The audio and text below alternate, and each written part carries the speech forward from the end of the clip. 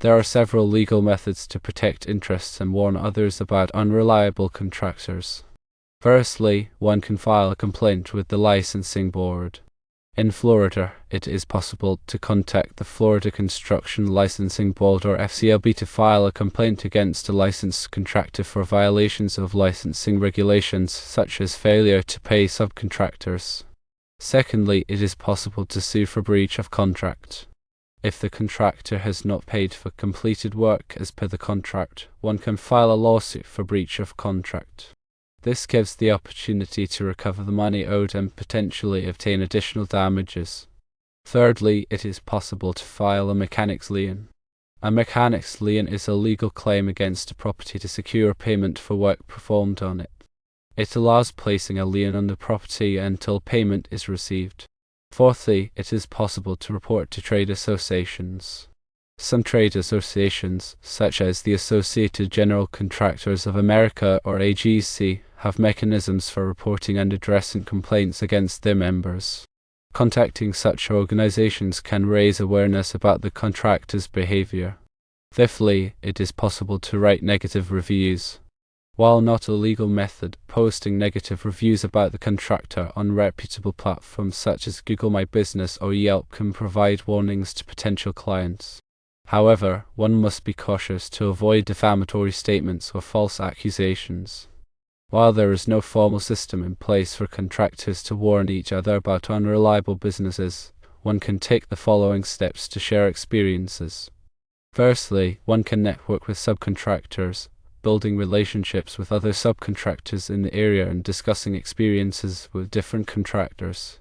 Secondly, it is possible to join trade groups, becoming a member of trade groups where contractors share information and support each other.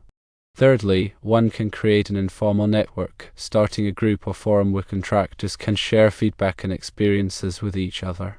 Fourthly, one might consider starting a website or blog. If a large enough network or expertise exists, consider creating a website or blog where reviews or warnings about contractors can be anonymously published. To protect yourself, always get a written contract that clearly outlines payment terms and expectations. Invoice promptly, submitting invoices on time and following up promptly if payment is late. Document your communication, keeping records of all communication with the contractor, including emails, phone calls, and written notices. Be vigilant, paying attention to red flags such as excessive excuses, disorganized accounting practices, or reluctance to provide references. Electrical systems are fundamental to modern infrastructure and everyday life. Understanding the basics of electrical principles, components, and safety practices is essential for anyone working with or around electricity. Voltage, amperage, and resistance are the three fundamental concepts in electricity. Voltage, measured in volts, is the electrical potential difference between 2 points in a circuit. It's the driving force that pushes electrons through a conductor. Amperage, measured in amps, is the rate of flow of electric charge through a circuit. It represents the quantity of electrons passing a given point per unit of time. Resistance, measured in ohms, is the opposition to the flow of electric current in a circuit. It restricts the amount of current that can flow for a given voltage. Ohm's law describes the relationship between voltage, amperage, and resistance. It states that voltage equals amperage times resistance, often written as volts equals amps times ohms. This law is crucial for calculating circuit values and understanding how these three quantities interact. There are two main types of electrical circuits: series and parallel. In a series circuit, components are connected one after another along a single path. The current is the same through all components, while the voltage is divided among them. If one component fails, the entire circuit is broken. In a parallel circuit, components are connected along multiple paths. The voltage is the same across all components, while the current is divided among them. If one component fails, the other components continue to function. Electrical components are the building blocks of electrical circuits. Resistors limit the flow of current, with their resistance value measured in ohms. Capacitors store electrical energy in an electric field, measured in farads. Inductors store electrical energy in a magnetic field, measured in henries. Diodes allow current to flow in only one direction. Transistors act as electronic switches and amplifiers. Transformers transfer electrical energy between circuits with different voltage levels. Fuses and circuit breakers are safety devices that protect circuits from overcurrents. Fuses contain a thin wire that melts and breaks the circuit when the current exceeds a safe level. Circuit breakers use a mechanical switch that trips and interrupts the circuit when an overcurrent is detected. Grounding is a critical safety measure in electrical systems. It provides a low-resistance path for fault current to flow back to the source, tripping a circuit breaker or blowing a fuse and preventing electrical shock. Grounding systems typically consist of a grounding electrode, such as a ground rod or water pipe, connected to the electrical panel and equipment. Electrical safety is paramount when working with electricity. Always to energize circuits before working on them. Use appropriate personal protective equipment or PPE, such as insulated gloves, safety glasses, and insulated tools. Follow lockout-tagout procedures to prevent accidental energization of circuits during maintenance. Be aware of potential hazards such as exposed wires, damaged insulation, and wet environments. Never overload circuits or use damaged equipment. Adhering to electrical codes and standards is crucial for ensuring safety and compliance. The National Electrical Code or NEC provides comprehensive guidelines for electrical installations in the United States. It covers topics such as wiring methods, overcurrent protection, grounding, and equipment installation. Local building codes may also have additional requirements. Regular inspections and maintenance are essential for identifying and addressing potential electrical hazards. Inspect wiring, connections, and equipment for damage or deterioration. Test ground fault circuit interrupters or GFCIs and not fault circuit interrupters or SIs regularly to ensure they are functioning properly. Replace worn or damaged components promptly. Keep electrical panels and equipment clean and free from obstructions. Electrical wiring involves connecting conductors to form circuits.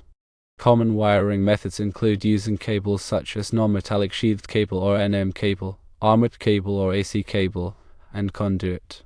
Conductors are typically made of copper or aluminum and are insulated to prevent short circuits. Wiring connections must be made properly to ensure reliable and safe operation. Wire connectors, such as wire nuts and terminals, are used to join conductors together. All connections must be tight and secure to prevent overheating and arcing.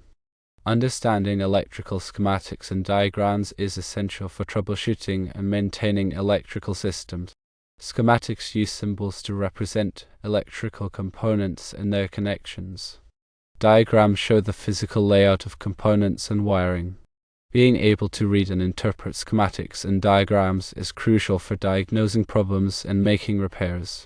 Electrical troubleshooting involves identifying and resolving problems in electrical circuits and systems.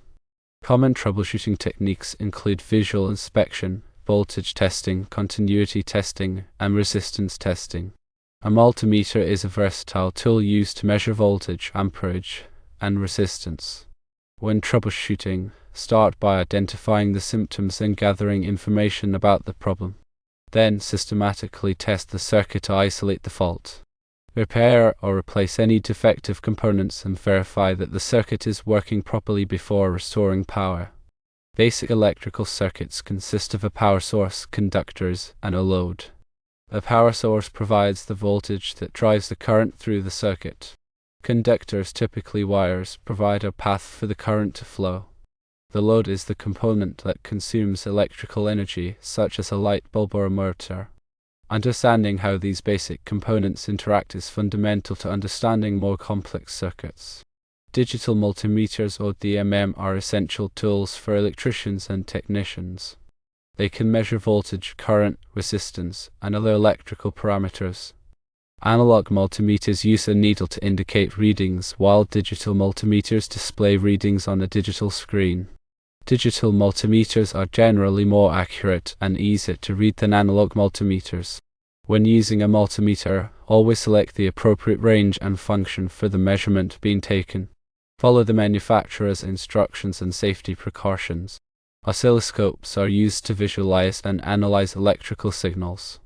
They display voltage as a function of time, allowing you to observe waveforms, measure frequency, and detect anomalies. Oscilloscopes are valuable for troubleshooting complex circuits and systems. They are commonly used in electronics, telecommunications, and other fields. Signal generators produce electrical signals of various frequencies and waveforms. They are used for testing and calibrating electronic equipment. Signal generators can generate sine waves, square waves, triangle waves, and other waveforms.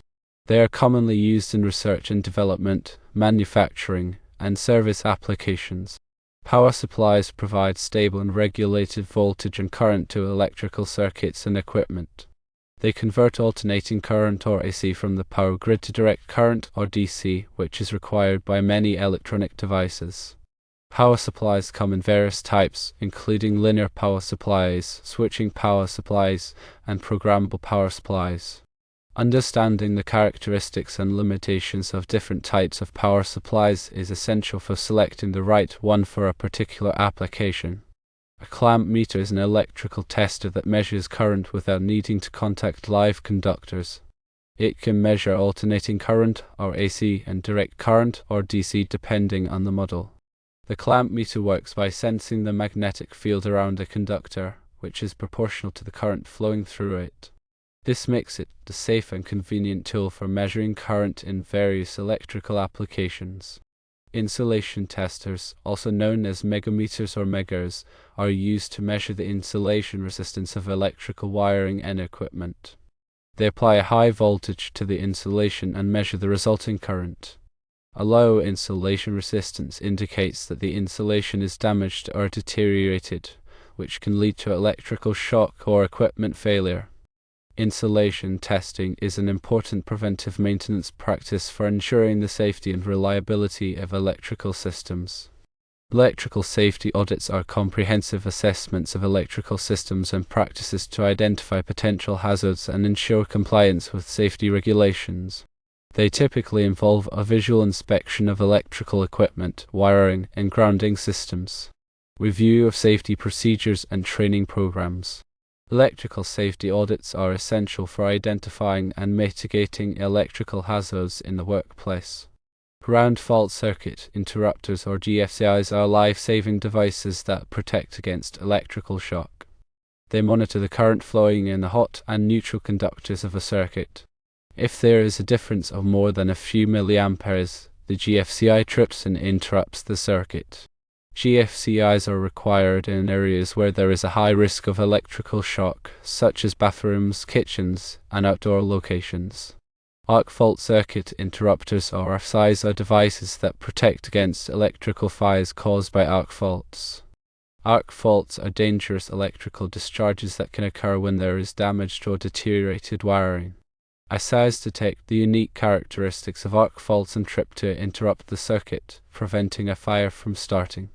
RFCIs are required in many areas of the home, such as bedrooms and living rooms. Surge protectors protect electronic equipment from voltage spikes or surges. Voltage surges can damage or destroy sensitive electronic components.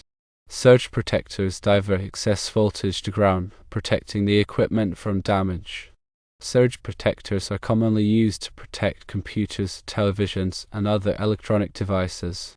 Uninterruptible power supplies, or UPS, provide backup power to electronic equipment in the event of a power outage. UPS typically contain a battery that provides power when the main power source is interrupted. UPS are commonly used to protect computers, servers, and other critical equipment from data loss or downtime during power outages. Electrical panel boards, also known as breaker boxes or load centers, are used to distribute electrical power to various circuits in a building.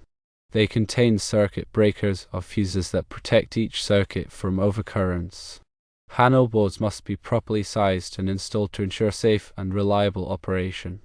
Regularly inspect panel boards for signs of damage, overheating, or corrosion. Electrical transformers are used to step up or step down voltage levels in electrical power systems. Step-up transformers increase voltage, while step-down transformers decrease voltage. Transformers are essential components of power transmission and distribution systems. They allow electricity to be transmitted over long distances at high voltage levels, reducing energy losses. Electrical motors convert electrical energy into mechanical energy. They are used in a wide variety of applications such as pumps, fans, compressors, and machinery. Electrical motors come in various types, including alternating current or AC motors, direct current or DC motors, and specialty motors. Understanding the characteristics and limitations of different types of motors is essential for selecting the right one for a particular application. Variable frequency drives, or VFD, are used to control the speed of AC motors. They vary the frequency and voltage supplied to the motor, allowing for precise speed control. VFD can also improve energy efficiency by reducing motor speed when full power is not required. VFD are commonly used in industrial and commercial applications. Programmable logic controllers, or PLC, are used to automate industrial processes. They are essentially specialized computers that can be programmed to control various devices and equipment. PLC are used in a wide variety of applications, such as manufacturing, transportation, and building automation. Industrial control panels are enclosures that house electrical and electronic components used to control industrial processes. They typically contain PLC, VFDs, power supplies, and other control devices. Control panels must be properly designed and installed to ensure safe and reliable operation. They must also comply with relevant safety standards and regulations. Power distribution units, or PDU, are used to distribute electrical power in data centers and other high-density environments. They provide multiple outlets for connecting electronic equipment. PDU can also provide monitoring and control features, such as voltage, current, and power monitoring. They are essential for managing power consumption and ensuring reliable operation in data centers. The National Electrical Code, or NEC, is a widely adopted standard for electrical installations in the United States. It provides comprehensive guidelines for safe electrical practices. The NEC is updated every 3 years to reflect changes in technology and industry best practices. Compliance with the NEC is essential for ensuring the safety of electrical systems and protecting people and property from electrical hazards. Electrical permits are required for many types of electrical work. They ensure that the work is performed by qualified electricians and complies with relevant codes and standards. The electrical inspections are conducted by local authorities to verify that electrical work has been performed in accordance with applicable codes and standards. Obtaining the required permits and inspections is essential for ensuring the safety and legality of electrical installations. Electricians must be licensed to perform electrical work.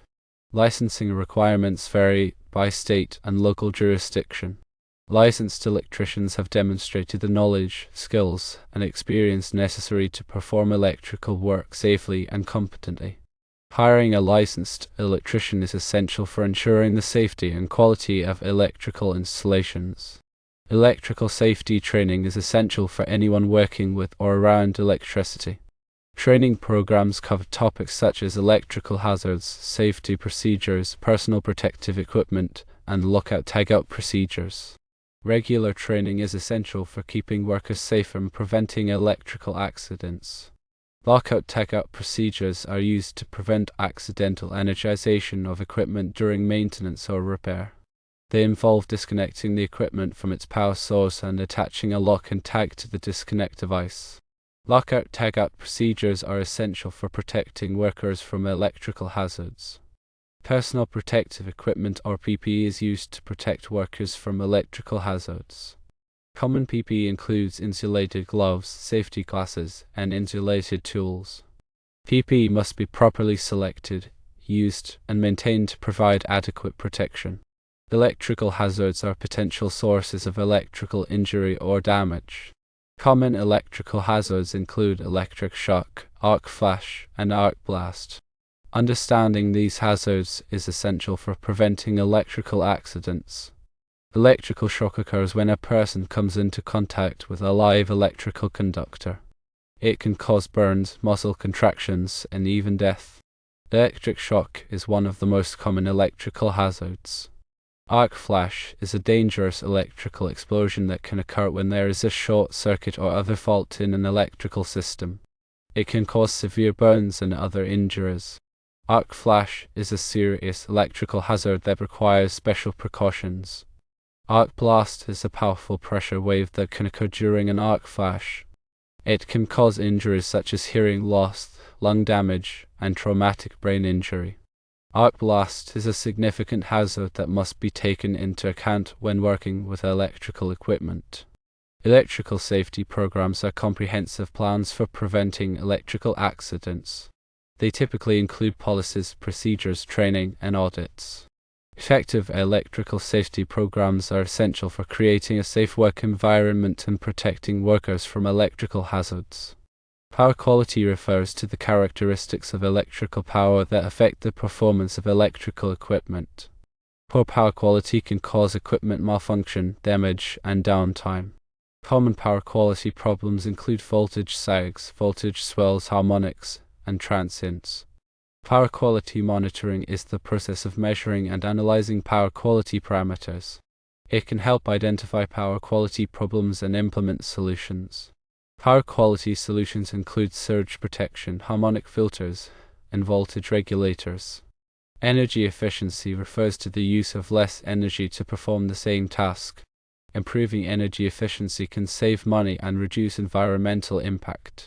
Common energy efficiency measures include using energy-efficient lighting, appliances, and equipment. Performing regular maintenance on electrical systems. Energy audits are comprehensive assessments of energy consumption in a building or facility. They can help identify opportunities to save energy. Energy management systems are used to monitor and control energy consumption in buildings and facilities. They can help optimize energy use and reduce energy costs. Renewable energy sources are energy sources that are naturally replenished, such as solar, wind, and hydropower. Using renewable energy sources can reduce reliance on fossil fuels and decrease carbon emissions. Solar power systems convert sunlight into electricity. They consist of solar panels, inverters, and other components. Solar power systems are becoming increasingly popular as a clean and sustainable energy source. Wind power systems convert wind energy into electricity. They consist of wind turbines, generators, and other components. Wind power systems are typically located in areas with high wind speeds. Hydropower systems convert the energy of flowing water into electricity. They consist of dams, turbines, and generators. Hydropower systems are a reliable and established source of renewable energy. Smart grids are advanced electrical grids that use digital technology to improve efficiency, reliability, and security. They enable two-way communication between utilities and consumers. Smart grids can also integrate renewable energy sources more effectively. Energy storage systems store electrical energy for later use. They can help balance supply and demand, improve grid stability, and enable greater use of renewable energy sources. Battery storage systems are the most common type of energy storage system. They use batteries to store electrical energy. Pumped hydro storage systems use water stored in reservoirs to store electrical energy. Compressed air energy storage systems use compressed air to store electrical energy. Microgrids are small-scale electrical grids that can operate independently or in conjunction with the main grid. They can provide reliable power to communities, businesses, and critical facilities. Microgrids can also integrate renewable energy sources and energy storage systems. Electric vehicles or EV are vehicles that are powered by electricity. They are becoming increasingly popular as a clean and sustainable transportation option.